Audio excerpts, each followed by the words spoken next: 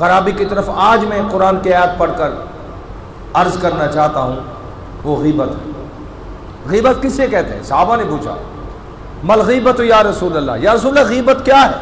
इतना बड़ा जो आर्डर आ गया कुरान पाक के अंदर। अल्लाह ने फरमाया सूरह हुजरात दूसरा रकू, अल्लाह फरमा रहे गल सुनो, तुम्हारे चो कोई बंदा जितने बैठे हो मर्द या औरत कोई पसंद करता है?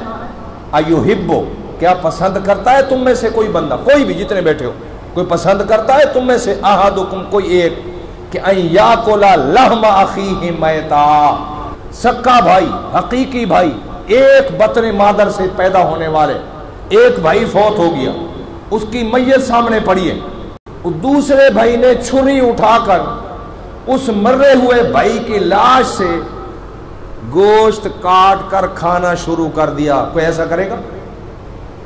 कोई पसंद करेगा? कोई समझदार बेसमझ जाहिल बेशऊरा करेगा? अल्लाह भी फरमा रहे अयुहिब्बु अहादुकुम अन याकुला लहमा अखीहि मैता, अपने अखी मैयत का गोश्त काट कर कोई खाना पसंद करता है? नहीं कोई करता, कतन नहीं करता, कितना जरी और शकी और जाहिल क्यों ना हो, नहीं करेगा पसंद इसको।